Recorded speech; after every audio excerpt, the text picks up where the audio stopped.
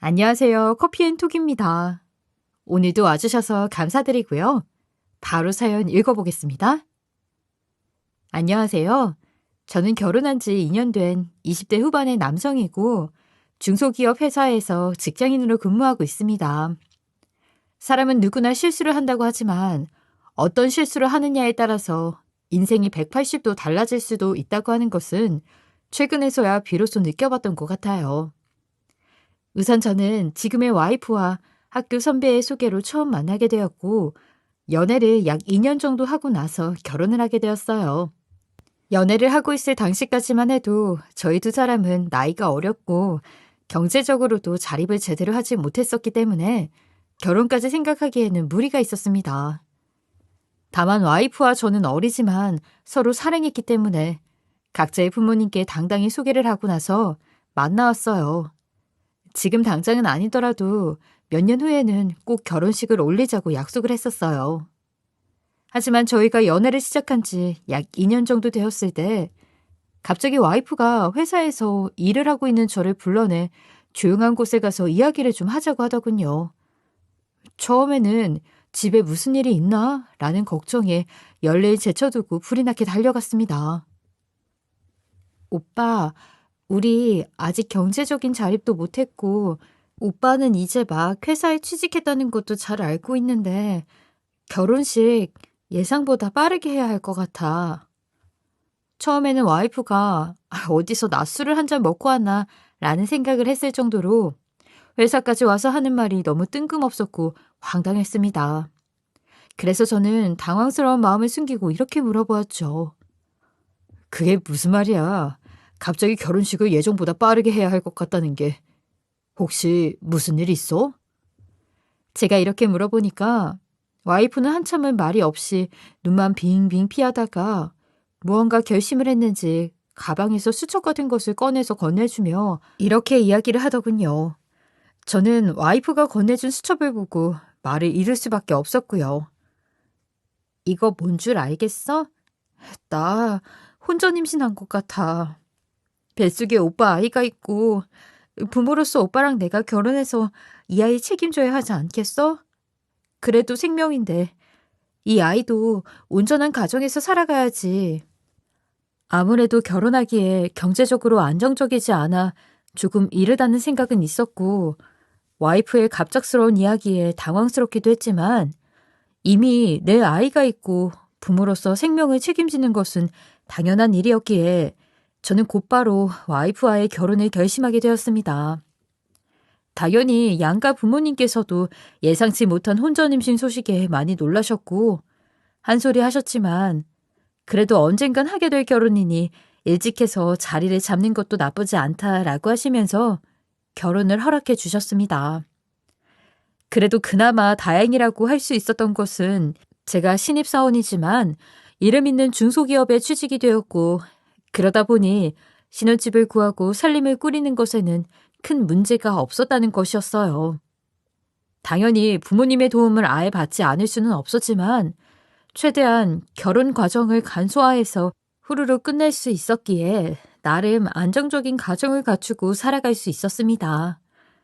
저는 여성의 임신 과정에 대해 잘 알지는 못했지만 학교 교육 때 간간히 들었던 내용도 있었고 결혼한 학교 선배들을 통해서 이것저것 주워들어 힘들고 고된 과정이라는 것은 알고 있었어요. 그래서인지 이른 나이에 아이를 가진 와이프가 안쓰럽기도 하고 괜히 미안한 마음도 있어서 최소한 임신 기간 동안은 집안일을 도맡아서 하는 것부터 음식 심부름까지 최선을 다해서 했던 것 같아요. 그러다 보니 저희 부모님은 이런 저에게 종종 장난삼아 미련한 놈이라고 표현하기도 했고 또 주변 지인들은 저의 이런 모습을 보고 아무리 와이프가 임신했다고 해도 매일같이 누워서 차려주는 밥 먹고 놀고 하는 게 말이 되냐면서 임산부도 운동은 조금씩 해도 된다며 간단한 집안일 정도는 시키라고 걱정하면서 이야기를 하고는 했습니다. 하지만 저는 와이프도 분명 결혼을 하고 임신을 하면서 포기하는 것이 있을 테니까 주변 반응은 전혀 신경 쓰지 않았고 임신 기간 내내 할 수 있는 것들은 제가 다 하도록 했죠. 그렇게 어느덧 10개월이 지났고 와이프는 아이를 출산하게 되었습니다. 저는 살면서 아이를 낳게 된다면 첫째는 딸이었으면 좋겠다는 생각을 종종 했었는데 원했던 대로 정말 예쁜 딸이 세상에 나오게 되었어요. 딸이 태어나게 되면서 가장으로서의 책임감은 더욱더 강해져야 했지만 이제 새 가족이 단란하게 살아갈 생각을 하니 뛸 듯이 기뻤습니다. 아무래도 아이가 세상에 태어나기 전에 의사 선생님의 말씀을 들어보니 보통 첫 아이는 진통을 오래 해서 와이프가 출산 이후에 많이 힘들 수도 있다고 하셔서 금전적으로 조금 부담스럽기는 했지만 아이 낳고 편하게 쉬었으면 하는 마음에 신경 써서 산후조리원도 좋은 곳으로 선택해서 해주었어요. 당연히 저희 부모님께서는 호텔 놀러 가는 것도 아닌데 애 낳는 것이 유세냐며 뭘 그렇게까지 비싼 곳으로 잡아주냐고 한 소리 하셨지만 그래도 딸 낳아줘서 고생했다고 고맙다고 주는 선물이라고 하니 와이프는 너무 좋아하더군요. 그렇게 와이프는 하루 정도 병원에 있다가 장모님과 함께 산후조리원으로 가서 쉬라고 하고 저와 아빠는 잠시 신혼집에 들러 아이방을 꾸미고 있었는데 뜬금없이 아빠께서 저에게 이렇게 질문을 하셨습니다. 아이 상훈아, 저번에 얼핏 듣기로는 네 와이프 혈액형이 O형이라고 했던 것 같은데 맞아? 와이프 혈액형이요? 갑자기 물으시니까 기억이 안 나는데 O형이라고 했던 것 같기도 하고 B형이라고 했던 것 같기도 하고 왜요? 우리 손녀도 태어났는데 혹시 나중에 무슨 일이 생길지도 모르니 네 와이프 혈액형은 네가 알고 있어야지. 너도 어렸을 때 아파서 긴급 수혈하고 그랬던 적이 있으니까 나중에 한번 물어봐라. 네, 알겠어요, 아버지. 그동안 와이프 혈액형은 크게 신경을 안 썼던 것 같은데 아버지의 말씀을 들어보니 아이에게 언제 무슨 일이 생길지 모르니 알고 있는 게 좋을 것 같더군요. 그래서 나중에 꼭 물어보고 알아둬야겠다는 생각을 했습니다. 그렇게 저는 아이방을 다 꾸미고 장모님과 교대를 하기로 한 후 저는 저녁에 산후조리원에 찾아가게 되었고 와이프와 함께 저녁밥을 먹고 있다가 이런저런 이야기를 하던 도중에 갑자기 아버지와 나누었던 이야기들이 생각나서 지나가듯 와이프 혈액형을 다시 물어보게 되었습니다. 여보, 혹시 연애할 때 나한테 혈액형 O형이라고 했었나? 우리 아버지도 예전에 물어봤을 때 당신 혈액형 O형이라고 했다고 그렇게 알고 있다던데. 와이프는 별것 없는 저의 이야기에 순간 멈칫하며 말이 없더니 O형이 아니라며 손살을 치면서 이렇게 이야기를 하더군요. 누가 나더러 O형이래. 나 혈액형 B형이야. 그래? 혈액형 이야기인데 왜 그렇게 놀라면서 이야기해? 아니, 당신이 뜬금없이 물어보니까 그렇지. 와이프가 약간 멈칫하는 듯한 모습을 봐서 그런지 약간 갸우뚱하긴 했었지만 저는 그냥 놀라면서 이야기하는 모습이 귀엽네 라고 생각하면서 지나갔습니다. 그렇게 와이프는 약 2주간의 산후조리 후에 아이를 데리고 집으로 돌아왔고 아이가 2살이 되었을 무렵까지는 큰 문제 없이 여느 가족과 똑같이 딸이 부리는 재롱을 보면서 행복하게 지낼 수 있었습니다. 하지만 와이프가 아이를 키우면서 많이 힘들었던 것인지 빈혈 문제로 갑자기 쓰러지게 되었고 병원에 실려가게 되었습니다. 당연히 보호자인 저는 급한 마음에 와이프와 함께 앰뷸런스를 타고 병원으로 이동을 했고 걱정되는 마음에 와이프 옆에서 딱 붙어 있었어요. 병원에 도착한 후 혹시나 다른 문제는 없었는지 이것저것 검사를 하게 되었는데 와이프가 빈혈 수치가 너무 낮아 수혈을 해야 한다는 의사 선생님의 판단이 내려졌고 본격적으로 간호사님이 혈액형에 맞는 피를 가지고 오셔서 수혈을 할 수 있도록 준비를 해주셨습니다. 이때까지만 하더라도 저는 아픈 와이프 걱정에 팩에 적혀있는 혈액형을 보지 않고 있었는데 어느 정도 안정을 찾게 되자 눈에 띄게 O형이라고 적혀있는 팩이 보이더라고요. 당연히 저는 간호사님이 실수를 한 것이 아닌가 하는 생각에 따지러 가려고 하는 순간 마침 와이프가 한참 쓰러져서 자다가 눈을 떴고 저는 와이프에게 여보, 깼어? 괜찮아? 근데 보니까 여기 간호사가 실수를 조금 한 것 같아. 당신 B형인데 O형으로 수혈을 해주신 것 같은데. 나 금방 간호사님께 다녀올게. 혹시 나중에 문제 생길지 모르잖아. 라고 이야기를 하면서 의자에 일어섰는데 와이프도 급하게 제 팔목을 잡더니 이렇게 이야기를 하더라고요. 여보, 요즘 B형피 모자라다잖아. 길거리 가면 헌혈의 집에서 매번 B형피 모자라다고 헌혈 좀 해달라고 하는 거 못 봤어? 그래서 나도 항상 빈혈 때문에 오면 O형으로 넣어주셨어. O형피는 아무 혈액형이나 넣어도 부작용 없다고 했으니까 걱정 마. 제가 눈치가 너무 없었던 것인지 이때까지도 저는 와이프에 대한 의심을 단 1%도 하지 않았고 그런가 보다 하고 넘어갔습니다. 일단 의사 선생님께서는 수혈을 한 상태라 하루 이틀은 병원에 입원해서 지켜봐야 한다고 하시길래 와이프가 시키는 대로 필요한 물품들을 가지러 집에 다녀오기로 했어요. 그렇게 하나하나 꼼꼼히 챙겨서 다시 와이프가 있는 병실로 들어가게 되었고 2인실이지만 옆에 사람이 없었던 상황이라 혼자 쓰고 있는데 남자 목소리가 들리더군요.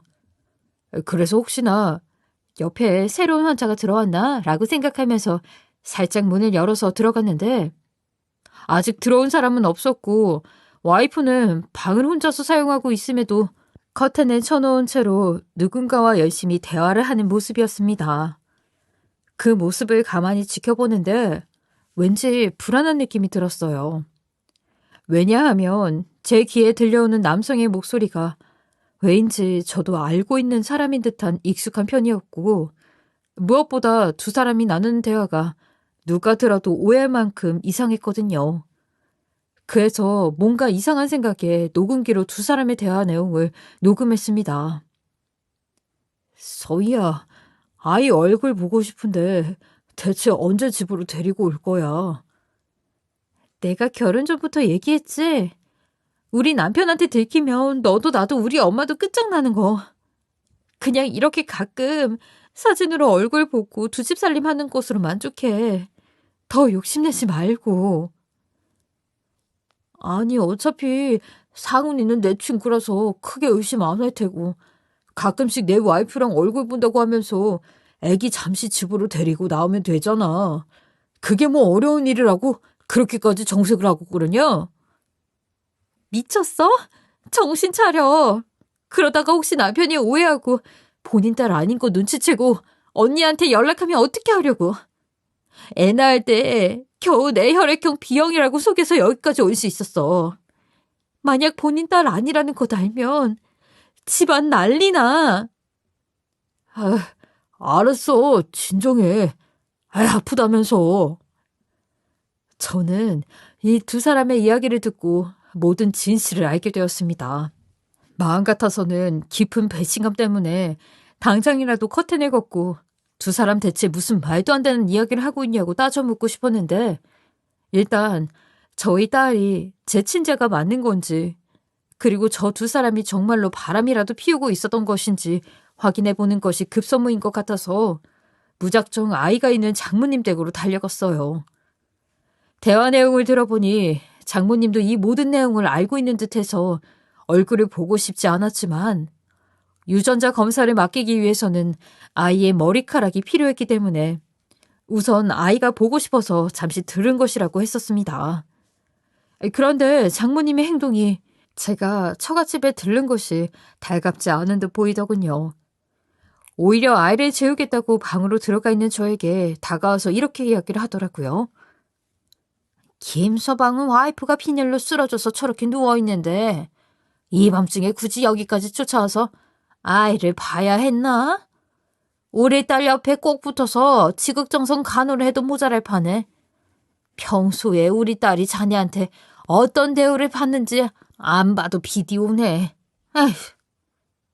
지금 상황이 어떤 줄도 모르고 저렇게 말씀을 하시는 장모님에게 화가 나더군요. 마음 같아서는 와이프의 병실에서 녹음한 내용을 들려주고 당장 사과를 받고 싶었지만 저는 당시 아이를 재우고 있는 상황이었고 빠르게 머리카락과 제 칫솔을 챙겨서 유전자 센터에 의뢰를 맡겨야 했었기에 별다른 대꾸 없이 장모님 말씀을 무시했습니다. 장모님께서는 제 옆에서 한참 동안을 뭐라고 하시다가 끝까지 대답이 없으니까 화가 나셨던 것인지 씩씩거리며 이렇게 이야기를 하시더군요. 자네, 내 말 무시하나? 그거 어디서 배워먹은 버르장머리인가? 저는 갑자기 다가오셔서 이렇게 말씀하시는 장모님이 이해가 되지 않았지만 일단은 이렇게 대답을 드리고 처갓집을 급하게 나왔습니다. 장모님, 말씀 무시한 게 아니고요. 애가 자고 있었잖아요. 혹시나 제가 이야기하면 장기 발근해라 깰까봐 그랬어요. 저는 일단 장모님 말씀처럼 와이프 병원으로 병간호를 하러 가보겠습니다. 그렇게 아이의 머리카락을 가지고 나왔고 너무 늦은 시간이라 의뢰가 불가능하기 때문에 저는 아침 일찍 유전자 센터에 방문하여 의뢰할 생각을 하고 와이프 병원에 다시 돌아갔어요. 당연히 와이프와 함께 두 집 살림을 하고 있다는 남성은 이미 돌아가고 없었고 와이프는 뭐 하다가 이렇게 늦게 왔냐라고 하면서 궁금해했으나 일 때문에 급하게 회사를 다녀왔다고 하니 회사에는 당분간 휴가 냈다면서 휴가도 반납할 정도로 급한 일이었어? 라고 하면서 더 이상 따지는 것 없이 조용하더군요. 그렇게 와이프 병실에서 같이 있다가 아침에 저는 회사에 급한 일이 있어 출근해야 한다고 이야기하고는 곧바로 유전자 검사센터로 바람처럼 날아갔고 최대한 빠르게 검사 결과를 받아보는 것으로 진행을 하기로 했습니다. 직원분의 말씀이 빠르게 진행하는 것으로 하면 늦어도 다음날 아침까지는 검사 결과를 받아볼 수 있다고 하시더군요. 저는 이렇게 유전자 검사를 의뢰하면서도 속으로는 아니겠지, 내 딸이 맞겠지 라는 생각을 하면서 제가 병실에서 잘못 들었기를 바라고 바랐습니다. 하지만 하늘이 무심하게도 그날 저녁에 이메일로 건네받은 결과지에는 그동안 애지중지 키워왔던 딸과 제가 피가 한 방울도 섞여 있지 않는 남이라고 적혀 있더군요. 너무 화가 났습니다. 검사 결과를 보니 와이프가 바람에 피어 낳은 딸이라는 것도 확실히 알게 되었고 병실에서 그 남성의 목소리를 직접 들었으니 대충 누군지 짐작은 갔지만 그렇다고 해서 무조건 쫓아가서 묻는다고 해서 그들이 술술 털어놓을 것 같지는 않을 것 같다는 생각이 들어 일단 두 집 살림하고 있는 그 집을 알아내는 것이 급선무일 것이라고 생각했어요. 그렇지만 제가 가지고 있는 정보가 거의 없었기 때문에 따로 두 사람이 마련해 놓은 집을 알아내려면 두 사람을 쫓아다니는 것이 불가피했습니다. 하지만 저의 몸은 하나이니 혼자서 두 사람을 마냥 쫓아다니기에는 무리가 있었고 회사 휴가 기간도 얼마 남지 않은 상태에서 빠르게 진실을 알아내야 했기에 누군가 저를 도와줄 사람이 한 명 필요했어요. 아무래도 이 방법을 써야 하나 말아야 하나라는 고민을 하기는 했으나 상대 남성도 이미 결혼을 해서 와이프가 있는 상황이었고 저는 이미 그 사람의 와이프가 대학교 후배였기 때문에 친분이 있었으며 제가 그들의 사이를 밝히게 된다면 분명 학교 후배도 모든 진실을 알게 될 테니 조금이라도 상처를 덜 받도록 미리 밝히고 같이 알아보는 것이 낫겠다 싶더라고요. 그래서 저는 고민 끝에 학교 후배를 따로 만나서 이야기를 해보기로 했고 제가 알고 있는 모든 내용을 털어놨습니다. 학교 후배는 아무것도 모르고 있었는지 저의 이야기를 듣고 나서 눈물을 한참 쏟아냈고 직접 눈으로 확인해보고 싶다면서 저를 기꺼이 돕겠다고 하더군요. 그렇게 저와 학교 후배는 각각 배우자를 쫓아다녀보기로 했고 와이프가 퇴원하던 날 저는 회사에 일이 생겨 휴가 기간에도 출근을 해야 한다면 택시를 타고 집으로 들어가라고 하면서 그냥 나와버렸고 퇴원할 시간에 맞추어 택시 타는 곳 주변에서 대기하고 있다가 와이프가 탄 택시를 무작정 쫓아갔어요. 처음에는 곧바로 처갓집에 아이부터 찾으러 가겠지 했었는데 장을 봐서 두 사람이 마련해 놓았다는 집으로 곧바로 들어가더군요. 일단 급한 대로 학교 후배에게 주소를 따로 전송해 주었는데 그럴 필요 없이 얼마 지나지 않아 와이프의 바람난 상대가 집으로 들어가는 모습이 보였고 학교 후배가 뒤따라왔습니다. 당연히 저로서는 두 눈으로 두 사람이 바람이 났다는 것을 확인했기에 화가 많이 났지만 나중에 쓸 증거물을 모으기 위해 두 사람이 집에 들어가는 모습을 사진 찍어 놓았죠. 학교 후배도 지금까지 부정하고 있다가 두 눈으로 보고 나서 믿게 되었는지 길바닥에 앉아 엉엉 울더라고요. 무작정 집을 따로 해놓은 것이 맞는지 확인하기 위해 쫓아오기는 했으나 이 상황을 어찌해야 하나 하고 고민하고 있었는데 한참 울던 학교 후배가 갑자기 다가오더니 들어가서 확실하게 확인해보자고 이야기를 건넸고 저도 이왕 이렇게 된 것 학교 후배의 말대로 들어가서 확인해보기로 결정했습니다. 그렇게 저와 학교 후배는 두 사람이 마련해놓은 집으로 무작정 찾아가게 되었는데 지금까지 살면서 저에게 밥 한 번 제대로 해준 적이 없던 와이프가 여기서는 앞치마까지 메고 찌개랑 반찬까지 해서 둘이 함께 식사를 하고 있는 모습을 보니까 저는 화딱지가 나서 도저히 참을 수가 없더라고요. 두 사람은 갑자기 저와 학교 후배가 동시에 집으로 찾아가니까 많이 당황했는지 급하게 변명을 하기 시작했죠. 여보, 당신 생각하는 거 그런 거 아니야. 그냥 요 앞에서 우연히 만났고 내가 여기서 저녁이나 먹고 가라고 했어. 그래서 잠시 온 거야. 저는 얼굴까지 빨개져서 이야기하는 와이프의 얼굴을 보니 정말 어이가 없고 이 상황이 절망스럽게 느껴졌습니다. 마찬가지로 와이프와 함께 바람난 친구놈도 어떻게든 문제에서 벗어나고자 학교 후배에게 오해하지 말라고 변명하고 빌고 있더군요. 정말 최악의 상황이었어요. 어차피 와이프와 바람난 친구놈이 어떤 것을 숨겨왔는지 다 알고 있었지만 저는 이 사람들이 어디까지 거짓말을 하고 변명을 하는지 듣고 싶어서 질문을 하나 더 해보았죠. 그래? 앞에서 우연히 만나서 밥을 같이 먹은 게 확실해? 그럼 이 집은 대체 뭐고? 신혼집이랑은 거리가 꽤 있는데 이 동네 주변에는 왜 왔는데? 둘이 동시에 대답해. 이렇게 물어보니 둘이 말을 맞추지 않았으니 말을 이어가지 못하더군요. 그래서 저는 이렇게 이야기를 하고 딸아이 유전자 검사를 진행한 서류를 와이프의 눈앞에 던졌습니다. 둘이 말을 맞추지 않았으니 당연히 대답을 못하겠지. 자, 이것도 보고 해명할 수 있는지 보자. 우리 딸 유전자 검사 결과서야. 내가 아빠가 아니더라고.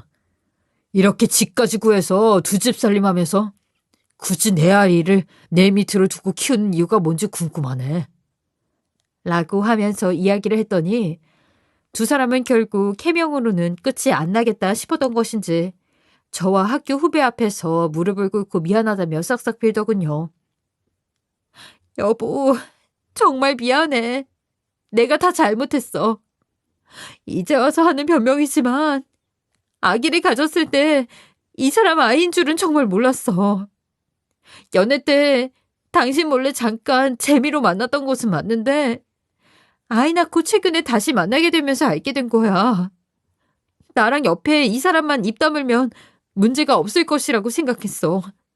정말 미안해.